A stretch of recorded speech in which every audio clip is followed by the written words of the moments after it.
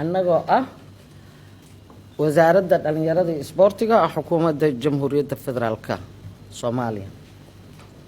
Kulankeena saakay aan qaadanay waxaa ka soo baxay war murtiyeed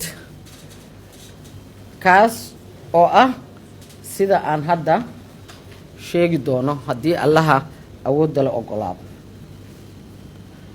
wuxuuna ku bilaabanayaa sidan: kulan ay isugu yimaadeen wasaaradda dhalinyarada iyo isboortiga, olombikada, guddiga olombikada iyo xiriirada kala duwan ee hoostaga ama ka midka ah olombikada.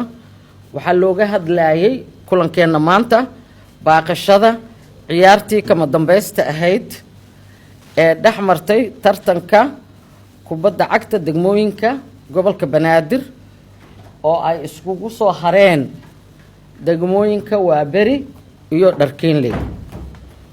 waxaana ka soo baxay qodobadan soo socda: 1. wasaaradda dhalinyarada iyo isboortiga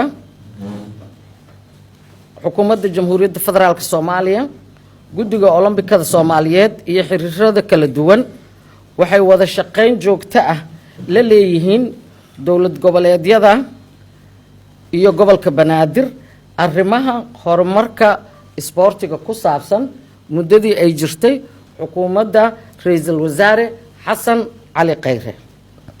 2.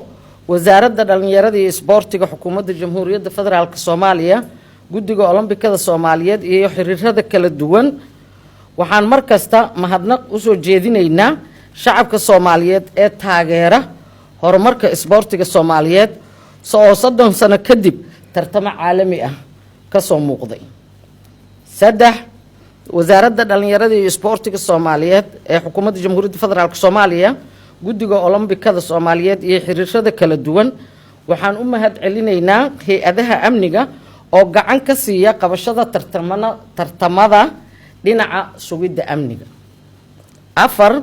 wasaaradda dhalinyarada iyo isboortiga xukuumadda jamhuuriyadda federaalka Soomaaliya, guddiga olombikada Soomaaliyeed iyo xiriirada kala duwan waxaan soo dhaweynaynaa una mahad celinaynaa u hambalyeynaynaa oo madaxda qaranka uga mahad celinaynaa una hambalyeynaynaa magacaabista guddoomiyaha gobolka Banaadir ahna duqa magaalada Muqdisho mudane Cumar Maxamed Maxamuud Cumar Filish.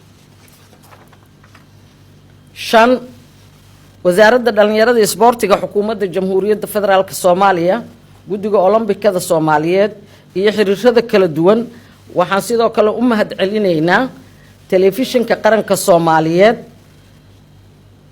ee ka shaqeeya horumarka isboortiga iyo telefishinada kale ee gaarka loo leeyahay sida Astaan TV, Muqdisho Cable, Rajo TV, Universal TV. sidoo kale idaacadaha ama raadiyoyada oo ugu horeeyo raadiyo Muqdisho iyo raadiyo Kulmiye. sidaasi lamida website-yada wakaaladda wararka qaranka Soomaaliyeed Sona, website-ka Jowhar iyo Hiiraan Online. 6.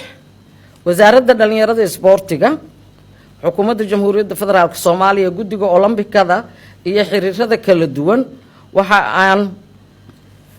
waxa ay guddoomiyaha gobolka Banaadir ka codsanayaan in la hagaajiyo wada shaqayntii hore si loo hirgeliyo mas'uuliyad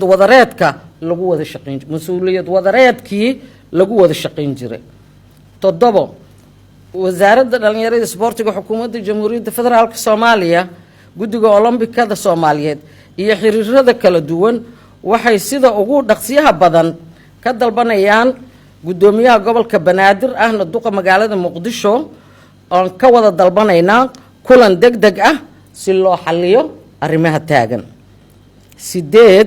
wasaaradda dhalinyarada iyo isboortiga xukuumadda jamhuuriyadda federaalka Soomaaliya, guddiga olombikada xiriirada kala duwan waxaan raaligelin buuxda siinaynaa taageerayaasha horumarka isboortiga jecel baaqashadii lama filaanka ahayd ee ku timid kulankii xiisaha badnaa ee u dhaxeeyay degmooyinka Waaberi iyo Dharkeenley oo ahaa gabagabada fiinaalaha tartanka 17 degmo ayadoo horay aan hakad u gelinay oo lagu sameeyay marar kala duwan koobkii Generaal Daawud oo ah koobka labaad ee dalka si xiisahaas loo fuliyo 9 gabagabadii anigoo ah wasiirka dhalinyarada iyo isboortiga xukuumadda Jamhuuriyadda Federaalka Soomaaliya xildhibaan Khadiija Maxamed Diiriye waxaan si weyn uga mahadcelinayaa madaxda Olombikada iyo madaxda xiriirada kala duwan ee isboortiga Soomaaliyeed wada shaqaynta markasta oo joogtada ah oo naga dhaxaysa wabillahi tawfiiq mahadsanidin